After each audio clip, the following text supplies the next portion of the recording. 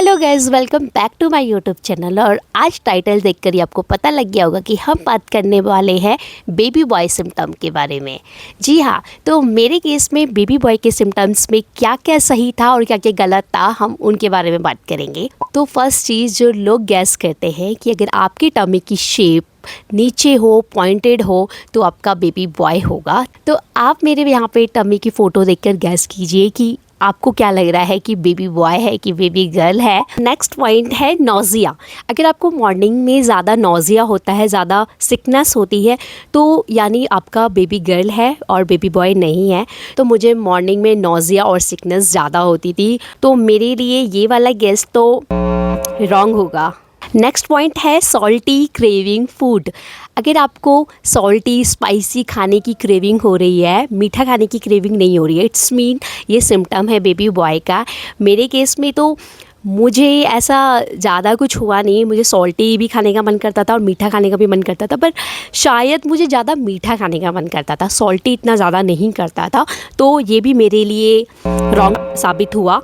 Next point है glowing face. अगर आपका चेहरा एकदम ग्लो करता है तो इट्स मीन ये बेबी बॉय का सिम्टम है।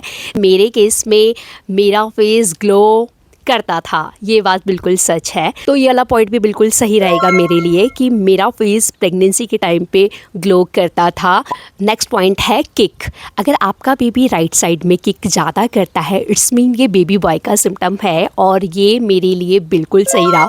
मुझे राइट साइड में ज़्यादा किक फील होती थी और एकदम स्ट्रॉन्ग फीलिंग होती थी। Hair fall issue. लोग कहते हैं कि अगर आपका हेयर फॉल बहुत ज़्यादा हो रहा है, इट्स मीन ये बेबी गर्ल का सिम्टम है, और अगर हेयर बहुत अच्छे नेचुरली बढ़ रहे हैं तो ये बेबी बॉय का सिम्टम है। और ये मेरे लिए भी बिल्कुल सही साबित हुआ है। मेरे हेयर उस टाइम पे बहुत अच्छे से ग्रो हुए हैं और उसके साथ साथ बहुत ज़्यादा सिल्की भी रहते थे। ज़्यादा कुछ शैम्पू के साथ मुझे कंडीशनर भी लगाने की ज़रूरत नहीं पड़ती थी। नेक्स्ट पॉइंट है हार्ट रेट। अगर आपके बेबी की हार्ट रेट लो है, कम है, यानी 140 से नीचे है, तो ये गैस किया जाता है कि आपका बेबी बॉय है। और अगर इससे ज़्यादा है तो ये गैस किया जाता है कि आपकी बेबी गर्ल है। बट मेरे केस में मेरे बेबी की हार्ट रेट हमेशा 140 से ज़्यादा ही रहती थी, तो ये मेरे लिए रॉन्ग साबित हुआ है।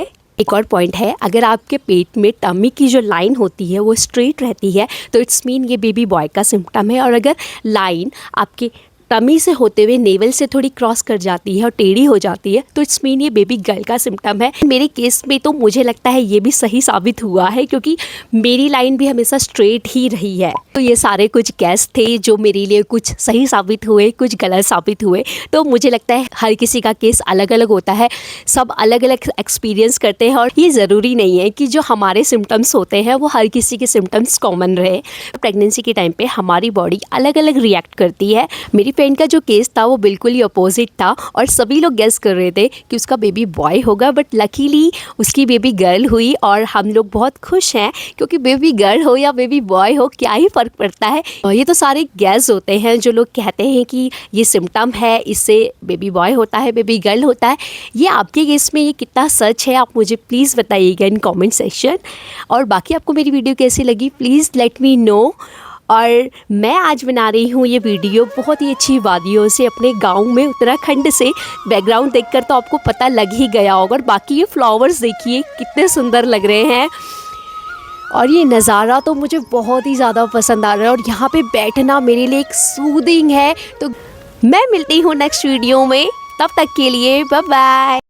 I love you, mommy.